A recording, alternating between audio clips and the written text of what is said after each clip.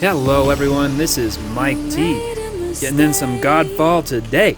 It is time to make some GodFall videos. The purpose of this channel is just to discuss how to excel in endgame and to share what I learn and learn from other players. And hopefully you all get some value out of it. So the first thing we want to get down are a few basics.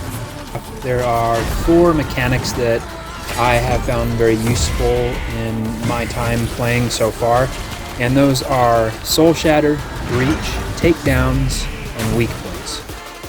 Soul Shatter builds up as you make light attacks. You will see a white outline on part of your enemy's health bar, and it'll expand the more you make light attacks. This white outline represents a burst of damage that you can activate when you do a heavy attack, a shield bash, or a southern weapon technique. There may be other ways to activate a Soul Shatter, but those are the methods that are simplest and that I am tracking at the moment. Breach is caused by light and heavy attacks. It's more effective to use heavy attacks to cause breach. Mobs will have a small yellow bar below their regular life bar, and as you breach, that bar builds up, and when it fills up, you will get a stun that will allow you to do a takedown or just beat up on the mob. A very useful thing is the shield throw. If you need to thin out a big crowd real quick, using shield throw when the mobs are aligned and knocking them down, you can get 2 knockdowns in simultaneously. I haven't managed to get 3. As you can see here, I had 3 knocked down, but I only had time enough to do 2. But it pretty much just takes 2 out of the fight after that, which helps a lot when you have too many mobs. Weak points are typically made as a counterattack type mechanic. After a mob attacks, you'll see a little orange-yellow dot on it, and if you hover your mouse over it, it will light up to this golden yellow sparkly circle. And if you hit it, you will hit it as a weak point, and it has a tendency to do more damage and stun depending on what you're hitting.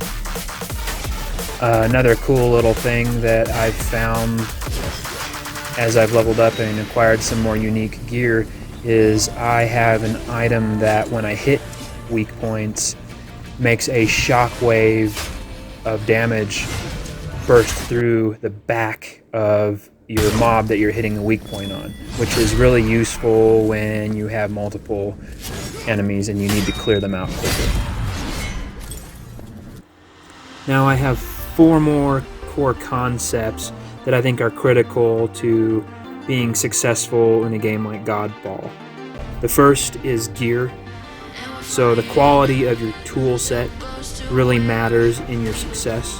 The second is skill, and that is the ability to use your avatar, your weapons, your techniques, your location, and to be tactical. The next one is strategic gearing.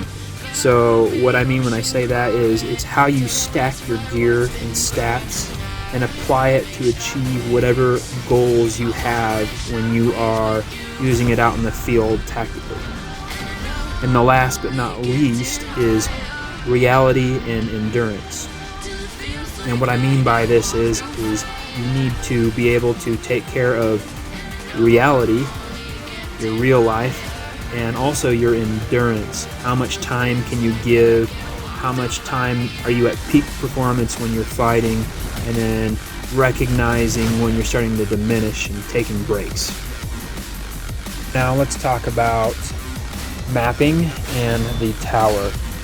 These are, as far as I know, the 2 main ways to participate in the end game. The tower seems to be like other mobile type games where you climb a tower and the difficulty gets harder and the rewards get better. Mapping starts as soon as you finish the campaign, and every map that you clear advances your ability to map by 2 levels. So, for example, I believe the first one was 32. I may be wrong there. I need to check. So sorry, it starts at 30, goes up in even increments, and at 54 it goes to 55 instead of 56. I'm not sure what happens after that. I will tell you after I've progressed beyond that point. Now, when it comes to mapping, you get modifiers on the map, and you take on the dream missions and open up those modifiers so you can kind of plan how you're going to fight the last boss. Now, what I mean by this is sometimes you'll get a modifier like minus 50% earth resistance or plus 50% air damage. So if you have that minus earth resistance, you might want to take a gear set that exploits that and buffs up your earth resistance, your attack.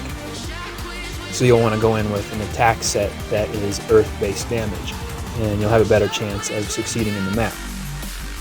You can imagine how this will build up to different kinds of sets. For the tower, so far my progression, I believe, is the 5th trial. I just started it today. I didn't even realize that there was a tower until after I started making this video, so I did one short run. I'm going to do another one here shortly. What I'm noticing is as you finish tower floors, you get to open doors with colored icons above them. I don't completely understand what the icons mean. I'm going to assume that they have to do with the type of gear that you get from the loot after you clear the floor. Something to note is that these colored icons are also above chests, and you have to earn keys for these chests by clearing the floors.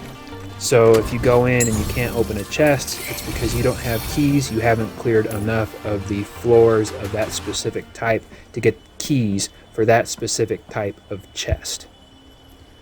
Later on, I hope that I can make a guide on what those icons of the door mean and what actually to expect out of the rewards chests. But for now, thank you for watching, and I look forward to making more and better videos to share with y'all. Goodbye.